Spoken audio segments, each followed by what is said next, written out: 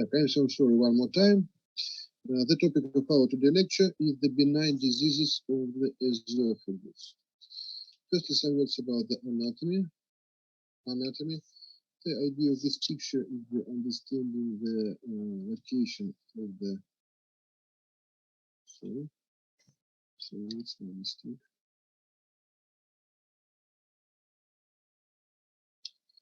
Its location of the esophagus near the main organs of the thoracal part of the mediastinum. Так, one more time. Can you hear me? Yes, sir. Okay. Так. The second anatomical picture. It's a very important fact. It's the presence of the three main constrictions in the esophagus. It's the presence of the cervical constriction, presence of the broncho-aortic constriction, and presence of the diaphragmatic constriction.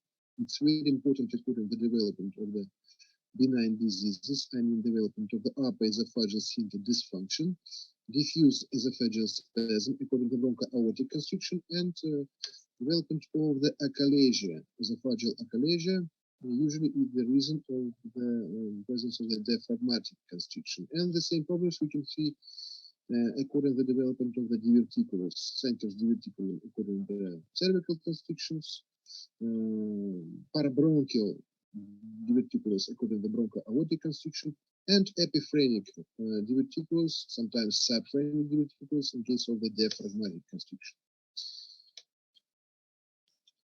Some words about the etiology. The etiology could be the achalasia. First, we should talk about achalasia. The etiology of the achalasia is it's unknown. Usually, it's the result of the abnormal work of the intrinic nerve plexuses, but statistically, select nerve plexuses with the innervation of the need to innervate the cardial part of the stomach and cardial part of the esophagus. It's the fact, but we don't know about the statistical reasons of these changes. Some words about the anatomy of the esophageal wall. Upper third is the presence of the striated muscles, and two lower thirds is the presence of the smooth muscles. It's two very important according to the work of the esophagus and according to the peristalsis, primary peristalsis, so the voluntary progressive going from the upper esophageal sphincter to the lower esophageal sphincter and triggered by the swallowing act, starting on the secondary peristalsis, with the non-voluntary progressive going in the smooth muscles part triggered by the irritation of the esophageal wall. Usually is the problem according to the parabronchial diverticulum and presence of the inflammation and some other destructive processes. And tertiary peristalsis, so the non-voluntary, non-progressive result of own activity is the of intrinic nerve plexuses. These plexuses. And tertiary peristalsis usually is the reason and is the mechanism for the development of the esophageal achalasia. One more factor according to the development of the esophageal problems. The usual problems is the inflammation in the lumen of the esophagus.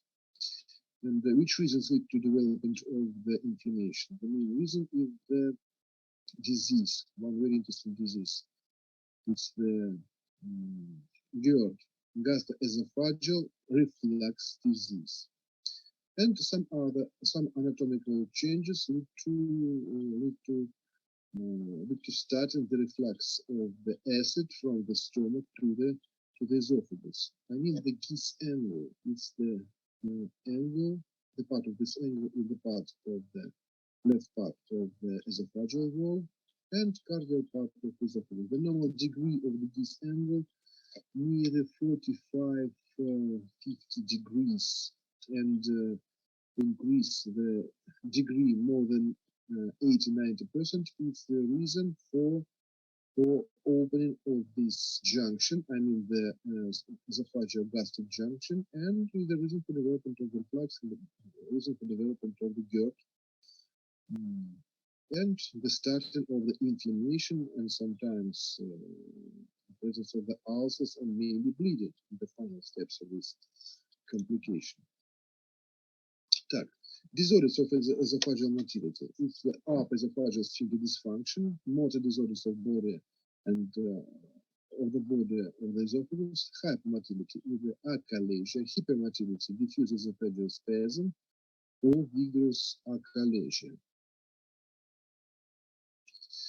Dysfunction of upper esophageal sphincter and symptoms of this situation, the presence of the oropharyngeal dysphagia, neck pain after the swallowing, irradiation to the eyes and ears, increase of the salivation and presence of the weight loss. And finally, we can talk about the development of the cachexia.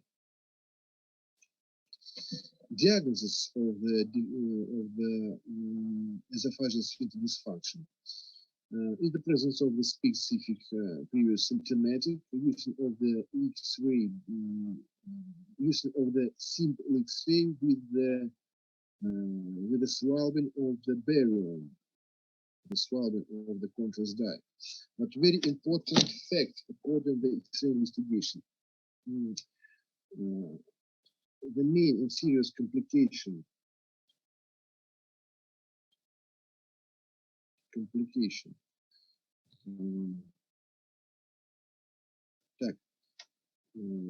What about my presentation? Can you see my presentation? Yes, sir. I cannot see your faces. Not present. No, okay.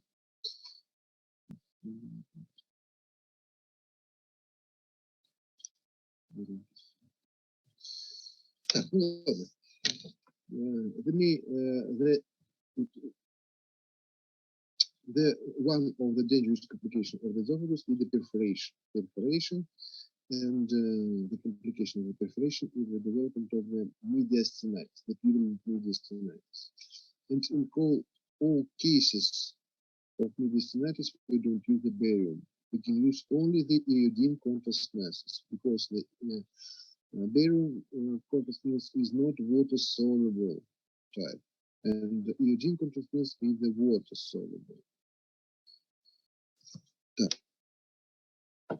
The next method of investigation is the endoscopic investigation. Usually we can find the result of the GERD. We can find the information about the edema, about the inflammation, about the presence of the ulcers, maybe the bleeding. The next method is the esophageal manometer, NPH monitor. Some types of these methods I will demonstrate later after the explaining about the achalasia. Please, if the upper esophageal sphincter dysfunction, simple X-ray with the barium, you can see the constriction of the upper esophageal sphincter. This is the bones of the neck. You can see the dilatation of the upper part, dilatation of the pharyngeal part of the esophagus, and decrease the limit of the esophagus low from the sphincter. And this is the side projection of the same patient.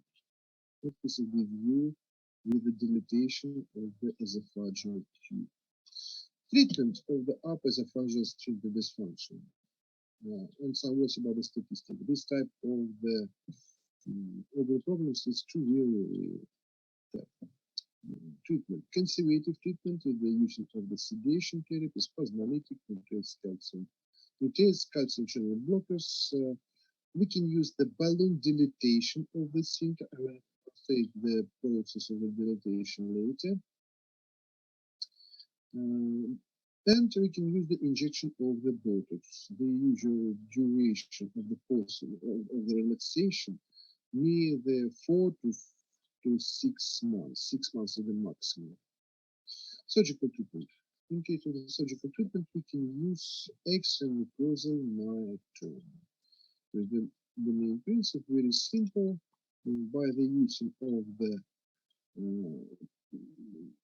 traditional classic type of the surgical treatment, by the fingers of the doctor and the usual instruments, or by the use of the laparoscopical technique, no, not the laparoscopical, endoscopical technique. We need to dissect this muscle. Very simple and effective way. Diffuse esophageal spasm is the process according the parabronchial region near the bifurcation of the trachea. The main signs is the dysphagia, and I need to explain the two principal types of the dysphagia: the usual dysphagia and the paradoxal dysphagia. In case of the usual dysphagia, first we should talk about the problems with the swallowing of the solid food, and after that, some problems with the swallowing of the water, and some other drinks. And in case of the paradoxal dysphagia, we can find the problems first. We can find the problems with the swallowing of the solid food, and only after that, we find the problems with the swallowing of the water. Так. The next symptoms of the diffuse esophageal spasm, either retosternal chest pain, sometimes with the presence of the symptoms of the mimic of angina pectoris during the eating. Weight loss cachexia is the usual for the chronic problems of the esophagus, and mainly it's the presence of the history of some problems with the symptoms, the main symptoms of the human body. For example, the presence, any problems with the large bowel, for example, colitis with the bleedings, in the presence of the gallstone disease and chronic pancreatitis, with the presence of the hypertension, usually is the problem of the papilla vateri, the main sphincter of the duodenum. Maybe the problem of the stomach, according to the pylorus spasm. It's all symptomatic according to the abnormal work of any sphincters of the human body. But we need to find these symptoms.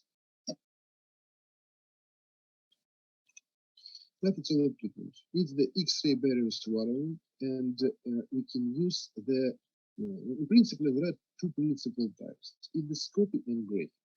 Graphy is the using of the photo, more like the photo of the face, and scopy is the using of the video. And in case of the X-ray barrier swallowing, we can find the time, we can find the duration, the transport of the barium through the parabronchial zone. So we can find the diffuse problems, very X-ray barium swallowing and scopy, not graphy. It's very effective method for the finding the diffuse esophageal spasm.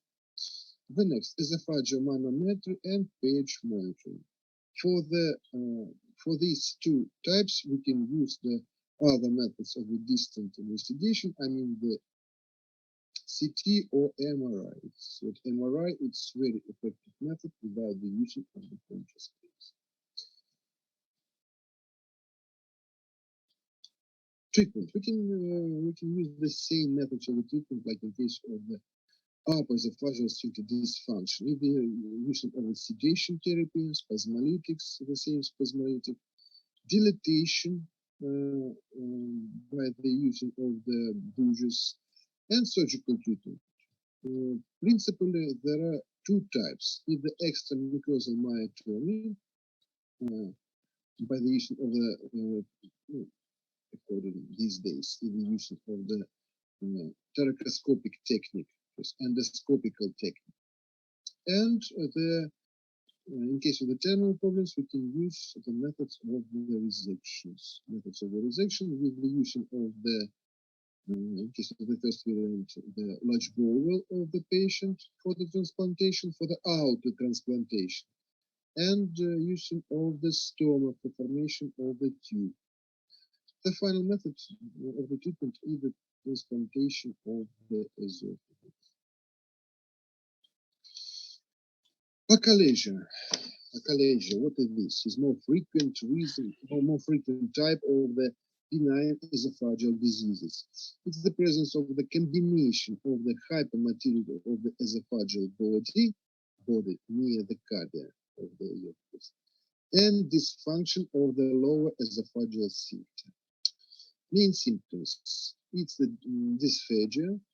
Regurgitation is not the vomiting, because the vomiting is the process of the return of the fluid from the stomach to the oral cavity, not is the regurgitation on time of the swallowing. Weight loss cachexia and cacosmia. What is this? Cacosmia? Cacosmia is the presence of the bad smell from the mouth because accumulation a lot of fluid in the lumen of the esophagus and the lower part of the esophagus. In case of the final step of the achalasia, the volume of the esophagus will be near the 1.5 or sometimes the 2 liters. The very good temperature for bacteria and presence of the bacteria, presence of the water in the food. It's very good conditions for the necrobiotic process in this fluid with the formation or with the presence of the gas, production of the gas and acid and reflux of this fluid lead to very bad smell of the vomiting mess and generally the bad smell from the mouth. Achalasia. Так, в принципе, there are 4 stages of the achalasia. No, the 4 stages. Так, the left picture, it's the stage number 1. Stage number 1 is the temporary spasm of the lower esophageal sphincter without any process of dilatation and changing the form of the esophagus. According to the form, the stage we can use the same picture in case of the second stage of the achalasia. No dilatation, no changing the form of the esophagus, but the constriction will be more stable. And the time of the relaxation, we can see decrease the duration of the relaxation. And one more effective method for differentiate the first and second stage, it's the probe according to the use of the spasmolytics. In case of the second stage, the effect of the spasmolytics will be very, very small. Why? The main difference between the first and second stage is the morphological changes in the muscles of the lower esophageal sphincter. Principally, with the transformation of the muscles, we can find the process of the transformation of the muscles to the connective tissue, because the long-time constriction is the reason for the development of the inflammation. And inflammation is a very dangerous process for all tissues of our body. The result of the inflammation is the formation of the connective tissue, and really, I don't know about the possibilities for relaxate the connective tissue. It's impossible. The third stage, it's the right picture of my presentation. It's the temporary, it's the stable, long time constriction of the muscles plus the dilatation of the esophageal lumen, but without the changing of the form. Stage number 4 with the same problems with plus the changing form of the esophagus like the S form like the dollar. And according this stage, we can find the situations with the very, very big lumen of the esophagus, very big volume of the esophagus. Please, my dear students, please copy this picture is the achalasia subtimes. Галина Николаевна, налейте что-то срочное. Отнес, она согласилась. Ну, пришло, хорошо. У нас просто два еще не переведены. В понедельник просто. Дальше. Они еще просто. Кто он? Кто? Ничего. Пошло. Так, конечно, ссоры. Так. Галина Николаевна. Алло. It's Madame Galina. Так, the next page is the clinical scoring system for achalasia, XCAR scoring system.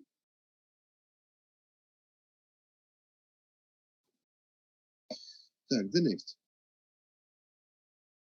The next is the complications of acute achalasia. The presence a lot of pathological fluid with the bacteria in the lower part of the esophageal tube and reflux and regurgitation of this fluid.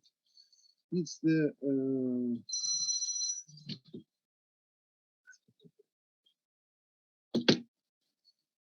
it's the very frequent reason for development of the aspiration pneumonia, development of the acute lung abscesses, and development of the chronic problems, chronic lung abscesses, development of the bronchiectatic disease.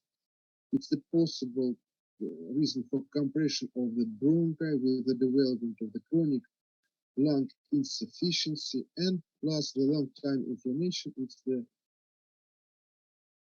very serious and very frequent reason for development of the malignant process. Inflammation is the very terrible process in our body.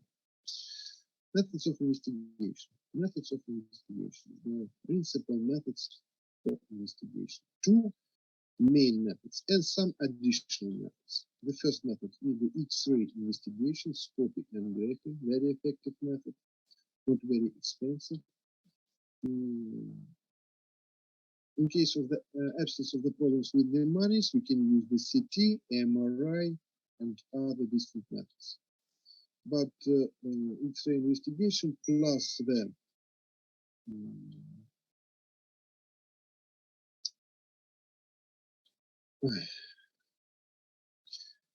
plus the computer manometry, the second main method. It's enough for formation the final diagnosis of the patient. And we can use some other methods. With the endoscopical methods, we can use this ultrasound for detection of the complications near the esophagus and the stomach, and some others. Так, the first method, look at this, is the contrast esophagography. And the main X-ray sign of the achalasia, this is the stage number 4. We can find the S-form transformation and very serious dilatation. But we can find very interesting picture. Look at this, with the head of the bird. And this is bird's beak. Here maybe the eye of the bird. It is not effective picture, but what this is the bird's beak. And stage number 3, dilatation without the changing of the form. But I like this picture, the real bird, real head of the bird. Some other pictures with the dilatation with the bird's beak symptom. The picture about S-form transformation. But this situation with the very big volume of the stomach. It's real volume near the liter or more. The second main method is the endoscopic or computer manometer. Now I would like to demonstrate the 2 videos about this method.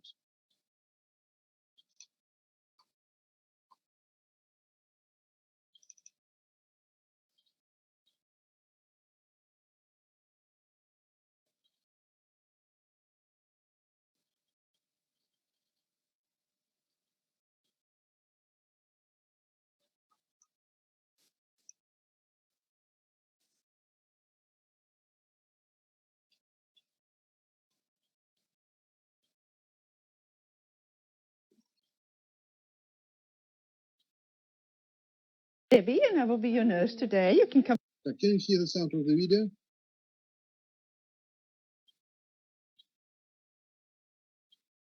My dear students, tell me please. Through.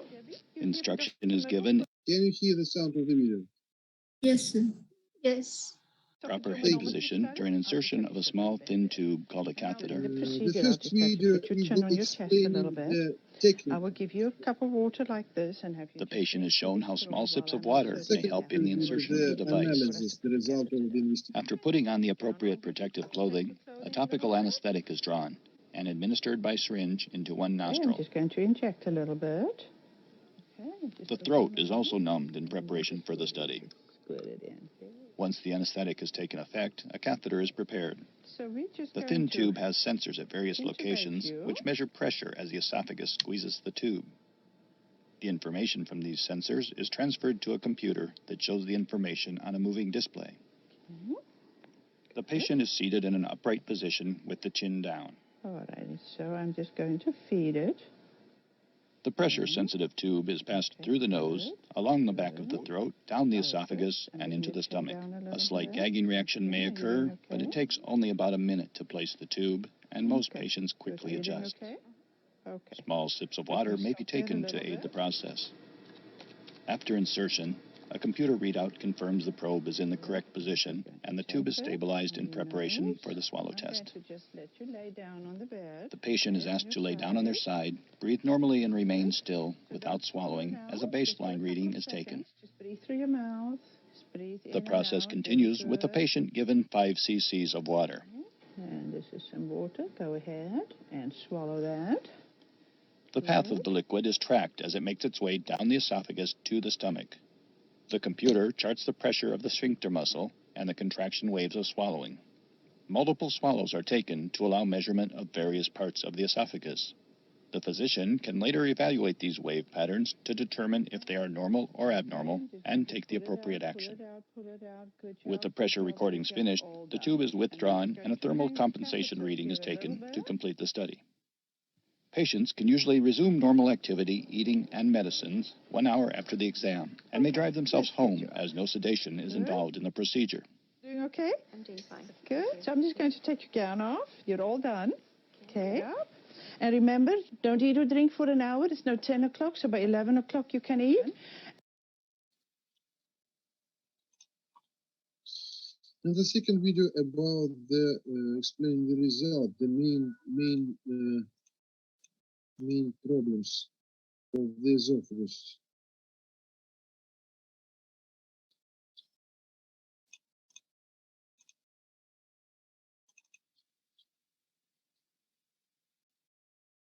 Stomach. Then we have the patient swallow liquid boluses, and we measure the pressure response in the esophagus. And for our listeners, I hope you can see some of the slides that are attached to this podcast. You can see in this slide how motility has been done for a number of years with a pressure catheter with 4 to 5 leads measuring the pressures at different sites in the esophagus and at the lower esophageal sphincter. And you can see that there's actually a problem with this method in that there's large gaps in between the pressure sensors, meaning that there's a lot of information about the pressure behavior in the esophagus that's missing. Now, fortunately, we have high-resolution esophageal manometry. And in this slide, you can see a modern esophageal pressure catheter that actually has 36 pressure sensors down its length. And so this generates a lot more data and much more accurate description of the pressure behavior in the esophagus. And so the old pressure line graph that has been typically done in the past for esophageal manometry studies has been replaced with a spatial temporal plot. And this plot sort of looks like a weather map. And you can see in this slide the display of a typical esophageal manometry study. And in this setting, pressure is actually represented by color. And so the more intense the color, as you move from blue through yellow up to red, the higher the pressure. So with this technique, we get a very accurate assessment of the lower esophageal sphincter resting pressure. We actually are able to measure the ability of the lower esophageal sphincter to relax in response to swallows. We also determine if peristalsis is present or not. And by peristalsis, we mean the sequential squeezing movement of the esophagus from top to bottom. So we can actually calculate the peristaltic velocity and its amplitude. And we also measure or assess for the presence of spasm in the esophagus as well. So what are the main indications for an esophageal manometry study? So the most common situation where we use esophageal manometry is when we are evaluating motor type cases of dysphagia. We also use it to aid in the placement of intraluminal devices such as a Bravo probe, or if we're doing a 24-hour pH, and it's important to know where the lower esophageal sphincter is. It's commonly ordered prior to surgery for gastroesophageal reflux disease and for evaluation of non-cardiac chest pain. Are there any contraindications to having an esophageal manometry study? In general, not really. This is a very safe test. However, it can be difficult to do the procedure in patients who have had nasal fractures or deviated septum, just because it's difficult to actually place the catheter through the nose. It should not be done in patients who have esophageal varices for fear of precipitating bleeding, and it should be done with caution in patients who have known esophageal strictures or diverticula. So what kind of diagnoses can you make with an esophageal manometry study? So there are a wide range of esophageal motor disorders that we can actually detect with this technique. Let me just show you some slides that illustrate some of the findings that we see. In this slide, we can see a patient that has a low esophageal sphincter pressure. You can see the band at the bottom of the slide is not very intense. That is, it's not even green, it's slightly blue. In this slide, we see a patient that has achalasia, and this has been the topic of several. What is the picture and with the picture after the computer manometry? Look at this, the typical picture. Previous podcast episodes.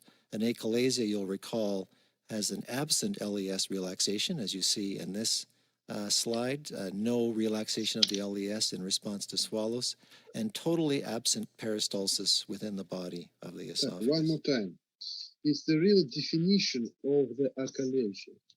It's the spasm plus the absence of the peristalsis, lower peristalsis of the lower part of the esophagus. The two main problems: absence of the peristalsis and absence of the relaxation, presence of the constriction. Esophagus. In this slide, we see ineffective esophageal motility, where the peristaltic contractions are very weak and of low amplitude. And sometimes we use the term scleroderma type esophagus when this ineffective esophageal motility is particularly severe. Here's an example of an esophageal spasm, a simultaneous contraction in the distal esophagus, and these are often associated with perceived pain by the patient. In this slide, we see an example of nutcracker esophagus, where the peristaltic amplitude in response to swallows is actually quite high, in this case more than 300 millimeters of mercury. These are patients who often present either with dysphagia or with chest pain.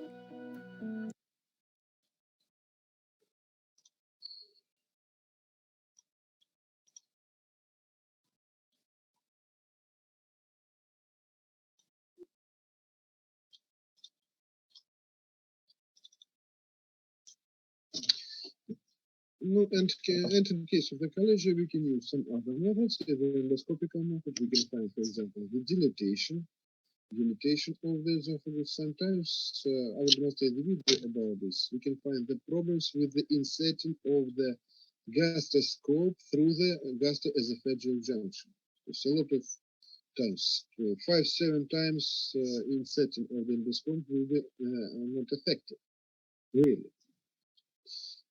Treatment. The main method of the treatment is the surgical, but we can use some methods of the conservative treatment. With the method, like in case of the upper esophageal sphincter dysfunction and diffuse esophageal spasm, with sedation, spasmolytics, prokinetics, balloon dilatation. Now I will demonstrate this video about the balloon dilatation, and some variants of the Botox, and injection of the Botox, and surgical treatment. Principally, there are two principal methods. It's the mini-invasive peroral endoscopical myotomy and classical methods, external myotomy. In case of the classical variant, is the Heller or Geller myotomy plus the Nissen function, because the opening of the sphincter lead to transformation of the spasm to the insufficiency, and insufficiency is the very real reason for formation of the GERD. And the final method, in case of the previous effective treatment, it's the any variance of the resection with the plastic by the stomach or colon. Так. Injection by the botulinum toxin. I need to repeat the duration of the muscle relaxation up to this period, near the 6 months. But for the stages number 2, 3, and 4, it's not effective, because I need to repeat. We have no possibilities to relaxate the connective tissue. Methods of the balloon plasty, device, the pump with the manometer, and result of the treatment. I will demonstrate this now.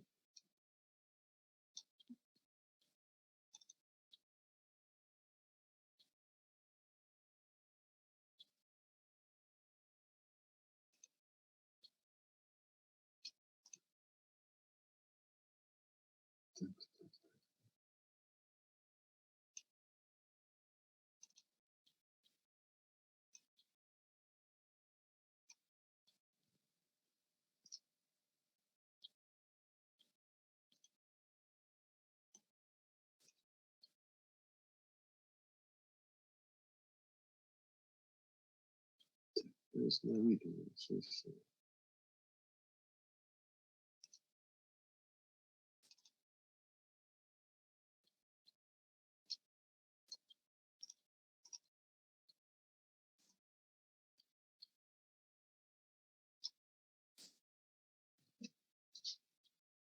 Pneumatic dilatation of the esophagus is undertaken with a graded pneumatic dilator. Dilatation is usually started with a 30mm diameter. With the method, with the using of the X-ray control the position of the balloon and manometer for control the pressure in the middle of this balloon for preventing the two main complications of this method. The first complication is the rupture of the organ, and with the development of the bleeding or with the development of the perforation is more dangerous complication. Balloon, which is inflated using a handheld pump attached to a manometer. The balloon demonstrated here is a Boston Rigiflex 2 balloon, which has radiological markers defining the middle and both ends of the balloon.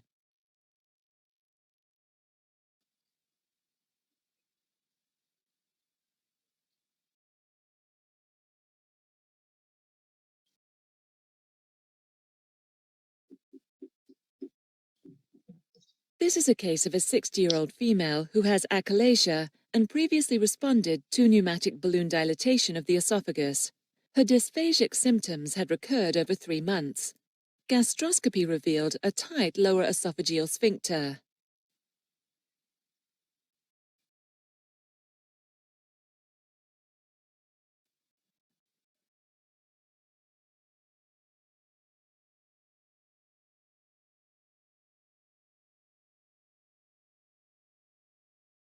Careful examination of the gastric cardia is crucial to exclude malignancy presenting as pseudoachalasia.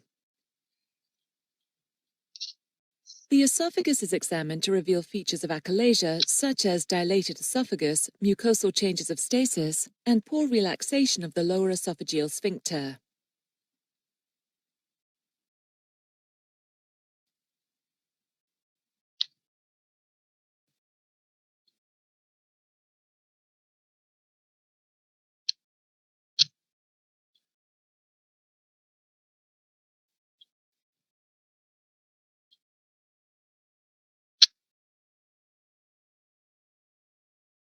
The savory wire is inserted through the scope with the tip placed in the stomach. The wire is left in the stomach whilst the endoscope is removed through the mouth. Fluoroscopy is used to confirm a good position of the wire within the stomach.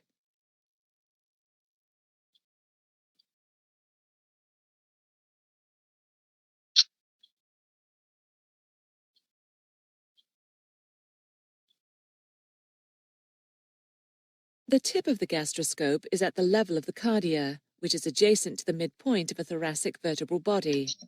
Static Так, look at this. It's the shadow of the diaphragm, left part of the diaphragm, and this is the gastroscope, the shadow of the gastroscope. image taken to confirm the position. This is used as a landmark for subsequent optimal balloon placement for balloon dilatation.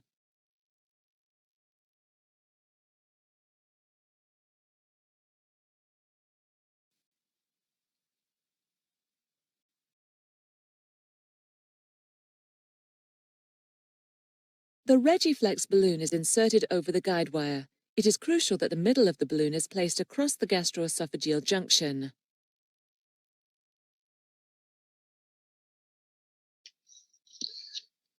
The gastroesophageal junction will be here, not here.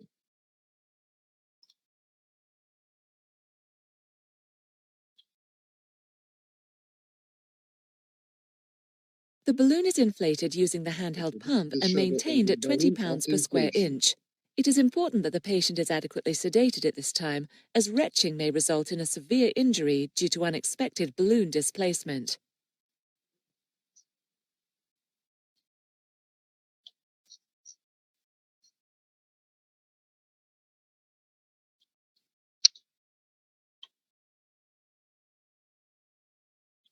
The balloon is left inflated for 1 minute and the position is periodically checked fluoroscopically. The balloon is then fully deflated and removed with the guide wire. The gastroscope is reinserted to examine the expected mucosal tear at the gastroesophageal junction from pneumatic dilatation both in the antegrade and retrograde scope positions. Careful inspection of the cardia is performed to examine for evidence of deep injury or perforation. Contrast examination may be performed immediately via the endoscope or post-procedure in radiology.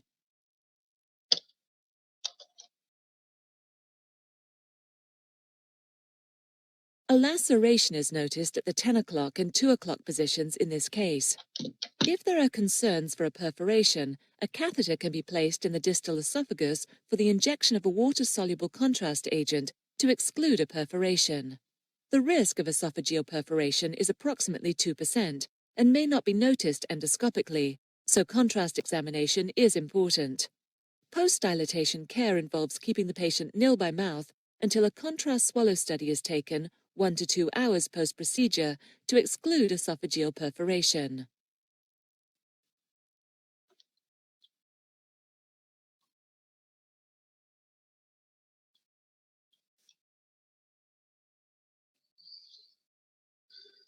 The next step of the treatment, it's the peroral endoscopical myotomy. What is the idea of this method? It's the insertion of the the formation of the small incision and insertion of the endoscope between the lowers of the esophagus.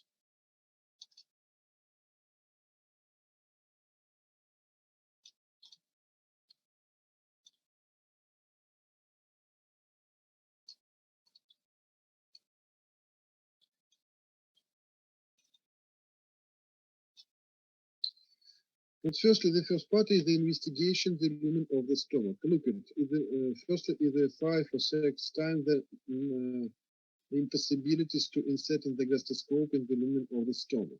Look at this. The mechanical, not effective.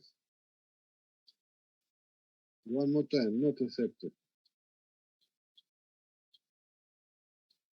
And after 6 times, we can insert the gastroscope and we can use the retrograde investigation, the gastroesophageal junction, the retro view. We can find the transformation of the muscles to the connective tissue, to find the presence of the abnormal configuration of this sphincter.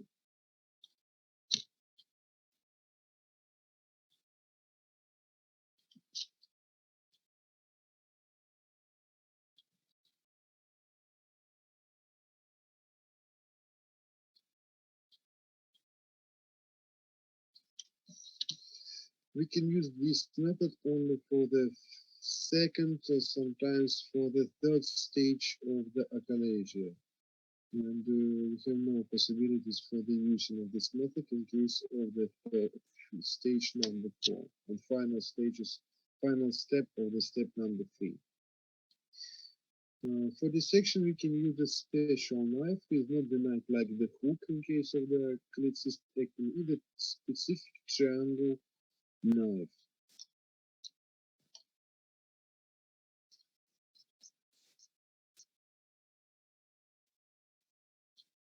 Well, the first step is the infiltration the wall of the esophagus. The idea of this procedure is the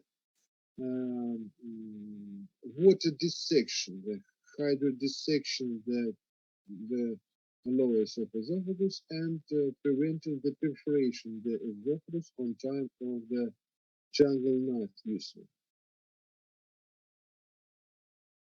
So the first step is the formation of the incision.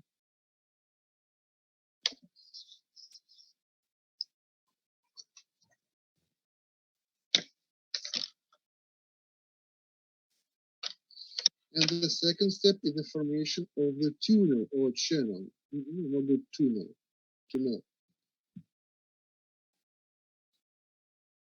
with the periodical use of the hydraulic preparation,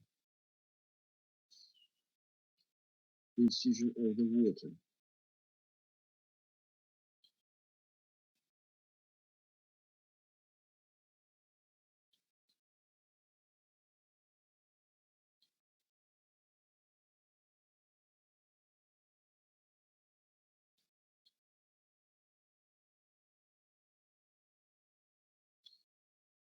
The same step is the formation of the tunnel.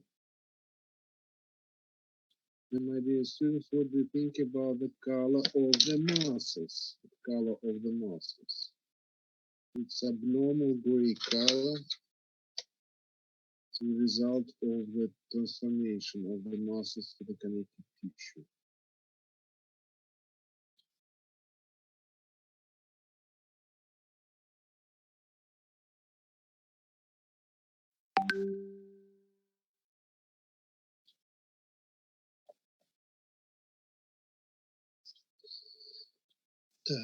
And after that, you can see the main step of this treatment. It's the myotomy. It's the dissection of the muscles.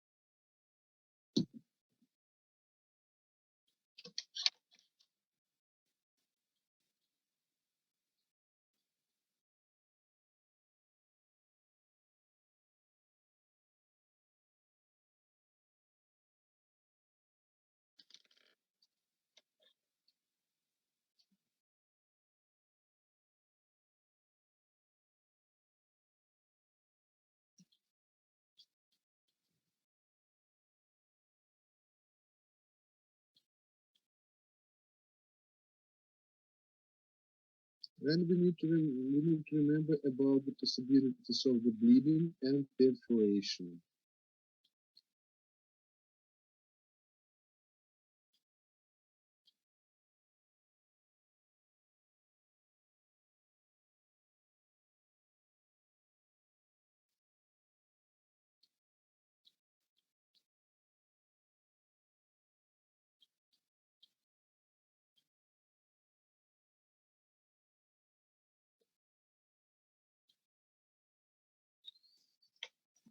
That's all. That's all. And after that, we can find the result of the treatment. Well, the result of the treatment is very big. It's a very big lumen of the sphincter, and it's not very good too, because the opened lower esophageal sphincter is the reason for the formation of the pathological reflex, with the development of the gap. And now I will demonstrate the traditional, the classical variant of the treatment of the esophageal achalasia. It's the Heller myotomy. But today we can use only the endoscopical treatment. Only endoscopical treatment. Look at this. It's the Heller myotomy. The external dissection of the muscles. First, it was the opened operation, thoracotomy, and dissection of the muscles of the esophagus. Plus, the principal second step of this operation is the Nissen fundoplication. What is this? Is the circulative type of the fundoplication is the using the cardial part of the stomach for formation the construction like the external sphincter, and the tension of the tension muscles of the stomach and tissues of the stomach lead to compression, not serious compression, and this fundoplication leads to the close the close the lumen of the gastroesophageal junction, and it leads to prevent the simple reflux of the acid from the stomach to the esophagus. It's the normal and very good variant for the traditional open operation. But today we can talking about the use of the door fundoplication or two-pair fundoplication. It's not full. It's not the circulative type of the fundoplication, but very effective according to the endoscopical treatment. Before the video about the Heller myotomy and Nissen fundoplication, I would like to demonstrate the two pictures about the diffuse about the treatment of the diffuse esophageal spasm. First variant is the formation of the tube by the use of the tissues of the stomach. Not very good method of the treatment because we cannot. Sorry, the problem after operation because we can know the volume of the esophagus for absorption of the water and for the production of the acids. It's not very good variant of the treatment. The using of the large bowel, the sigmoidal part, and using the descending column and the 2/3 of the transversal column is more effective method for the treatment because we have no indication for removing of the stomach, and we can use this part of the large bowel only for formation the connection between the stomach and the upper part of this anastomosis.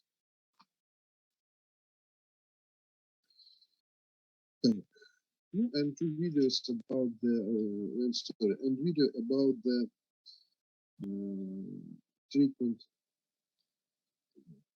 endoscopical treatment, endoscopical myotomy, and food application. Just a minute, please.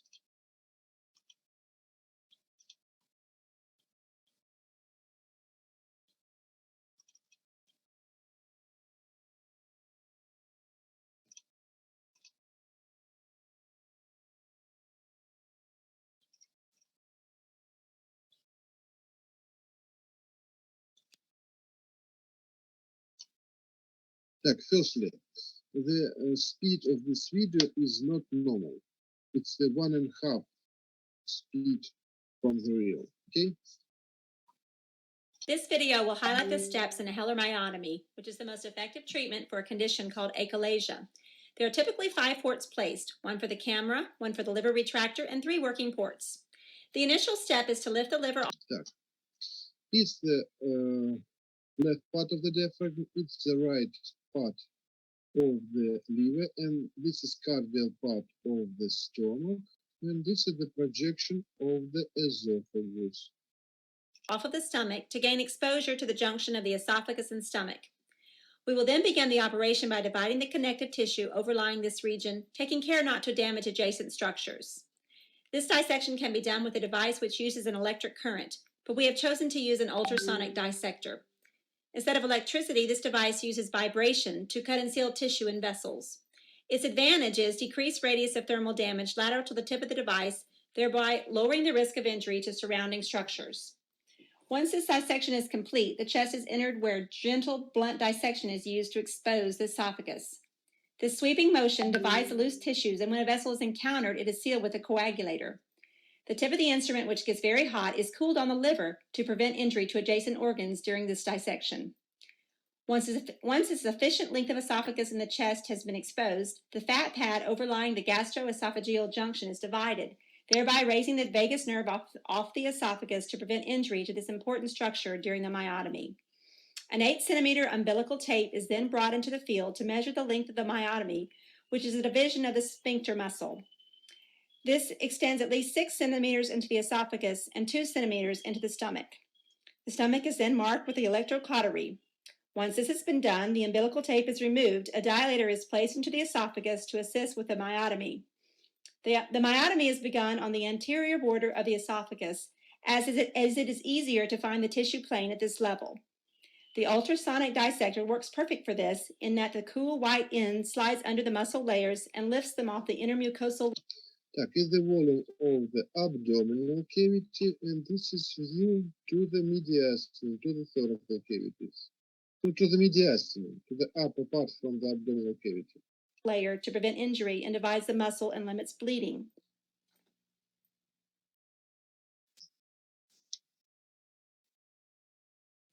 This division is carried well up into the chest, at least 6 centimeters proximal to where the esophagus joins the stomach. We are careful to get all layers of the muscle to completely divide the sphincter, which is what creates the obstruction to food as it leaves the esophagus. Once this is completed, we then carry the myotomy down into the anterior wall of the stomach. This is a little more difficult than on the esophagus, as there are 3 layers of muscle, a longitudinal, a circular, and a diagonal layer which is not present on the esophagus. The electrocautery is used here as the angles are sometimes easier with this device. Progress is slow and deliberate here because the dissection is more tedious, and we try to take it 1 layer at a time to prevent injury to the underlying mucosa, as this is the most common place where that occurs. If this were to occur, the mucosa can be safely repaired with a stitch. Here we are dividing the deepest layer of the muscle, the diagonal fibers, lifting them off the mucosa and cutting them with a cautery. Once the myotomy has been completed, the mucosa is inspected and any residual fibers are divided.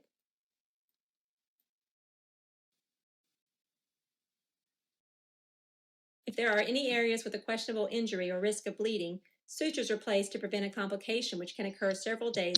And these defects sometimes is not the reason only for the bleeding, it's the reason for the possible perforation of the esophagus After surgery.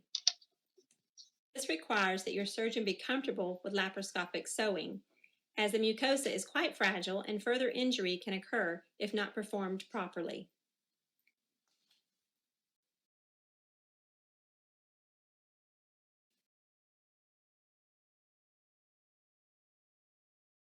Next, you will see a light inside the esophagus. This is from the video endoscope, which is used to assess for leaks in the mucosa, to trans-eliminate any residual muscle fibers which have not been cut, and to assure that the myotomy extends far enough into the stomach as the end of the esophagus and is more reliably identified by marks on the inside as opposed to the outside. The final phase of the operation is to create an anterior wrap to help prevent reflux after surgery. The initial steps are to divide the lateral attachments and blood vessels, thus freeing the stomach, making it more mobile, and taking tension off the wrap that will be created. This dissection is carried up to the diaphragm to the left of the esophagus.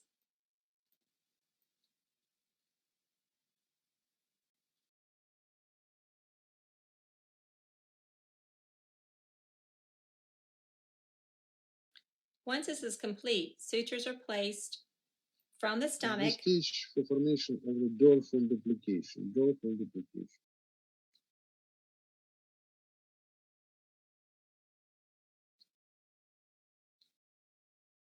through the cut edge of the muscle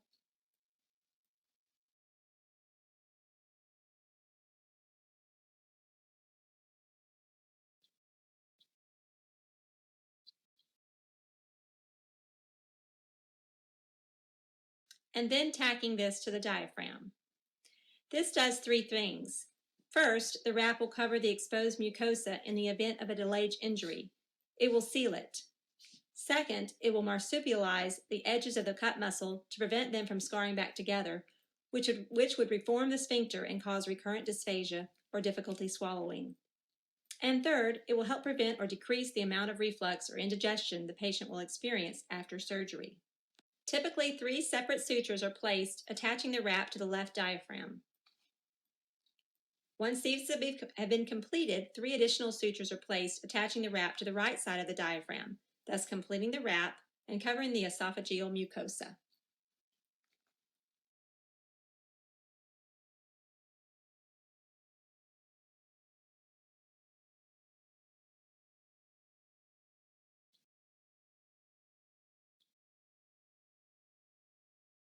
In this clip, the final sutures are being placed and tied, and you can see the completed wrap where the stomach has been brought anterior to the esophagus and myotomy and attached to the diaphragm.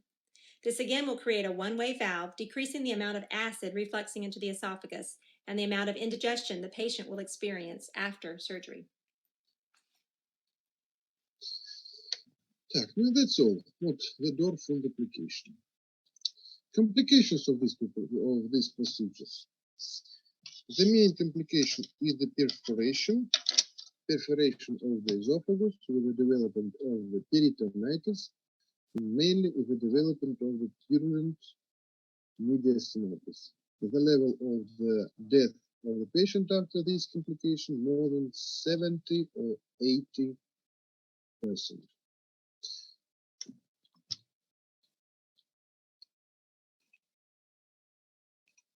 And I would like to demonstrate the real video about the injury of the esophagus.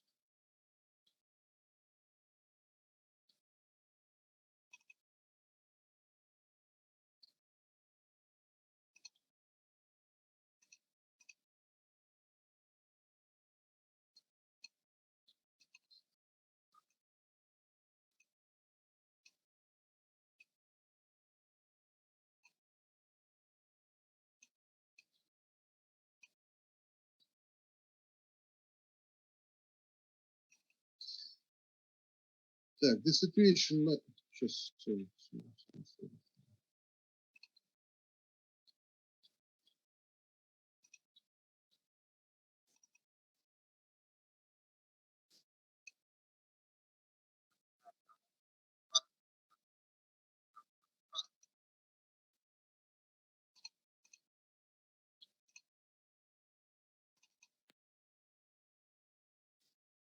The situation like the situation in case of the previous video. If the patient after, really not after, the indication of the separation is the achalasia. First step of operation is the formation of the Heller myotomy, dorsal duplication, but with the presence of the esophageal perforation and development of the acute peritonitis, peritonitis, and the development of the mediastinitis. Look at this. And vomit that started 3 months ago. He underwent an EGD that showed a stricture at 36 centimeters. On esophageal manometry, the lower esophageal sphincter showed a pressure of 37.9. Patient was decided to undergo a laparoscopic Heller myotomy with a diagnosis of achalasia.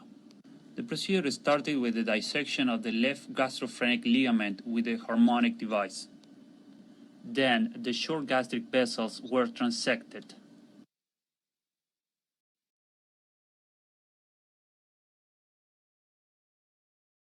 Then, the anterior surface of the esophagus was dissected. Then, the gastrohepatic ligament was opened and the right crus was exposed.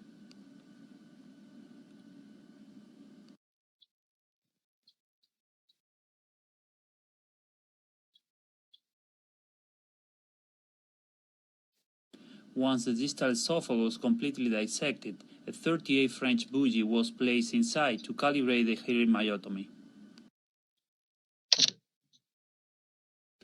The myotomy was started at the level of the EG junction using the monopolar hook.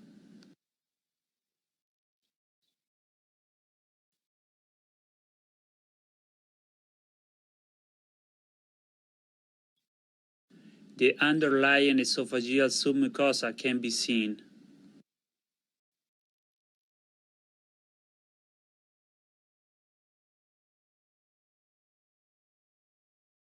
And what is the result of the myotomy?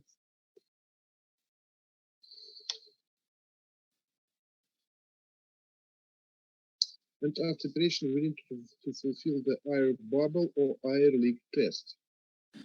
The myotomy was extended 8 centimeters proximally to the EG junction on the esophageal wall and 4 centimeters below the EG junction on the stomach wall.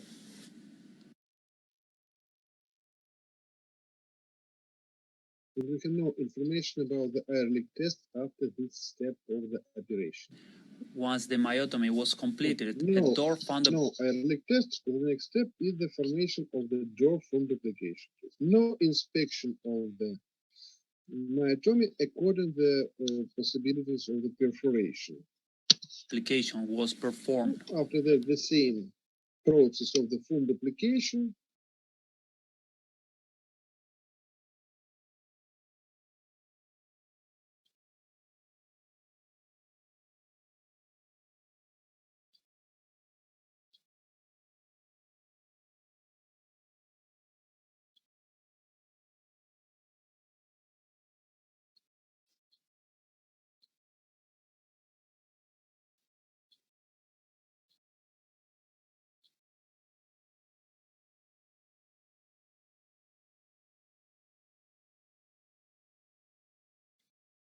Patient developed fever and abdominal pain at postoperative And day result 4. of the absence of the air leak test is the formation of the mediastinitis.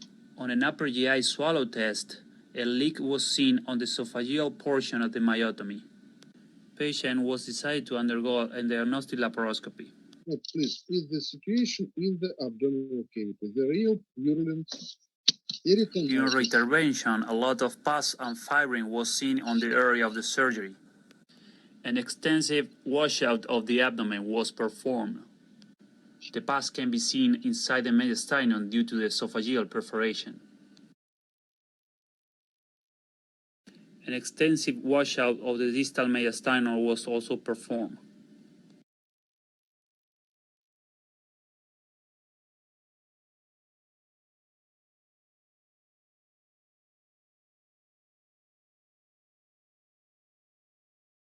The door fund application was undone. Once the fundus of the stomach was removed, the myotomy site was exposed.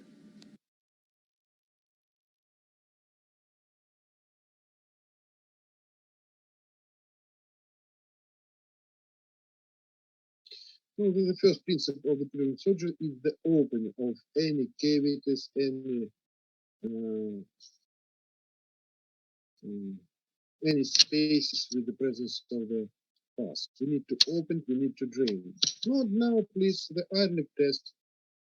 What is this? It's the injection of the air on time of the esophagoscopy, injection by the use of the pump in the flexible endoscopic instrument, and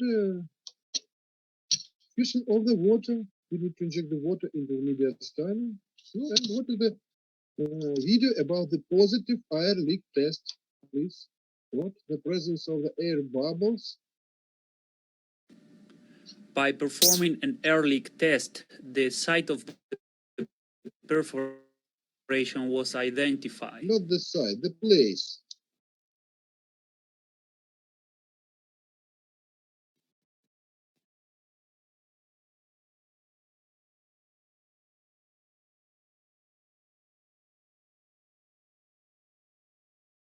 The method of the liquidation of perforation very simple. It's the simple stitching of this defect.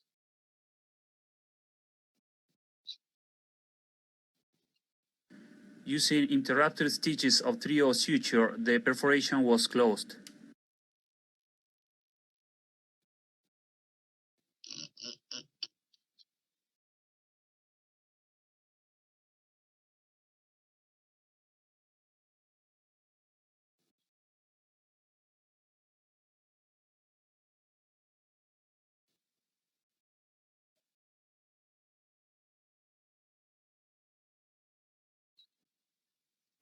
A second air leak test failed to show perforation.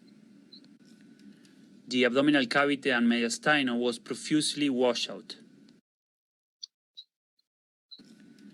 The abdominal cavity and mediastinum was profusely washed out. Final step after removing of the isthmus. We need to clear the all cavities, all possible places of abdominal cavity and mediastinum.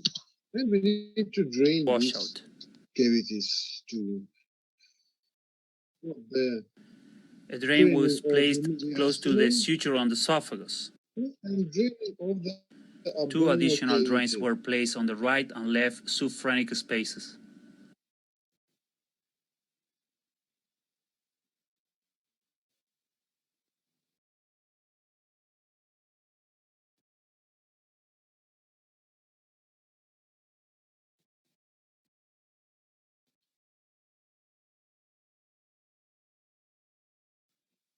Patient had a good evolution after the procedure. On an upper GI swallow test done on postoperative day 3, there was no leak. Так, many students, that's all. Do you have any questions according to the lecture? If not, good luck and goodbye. До свидания.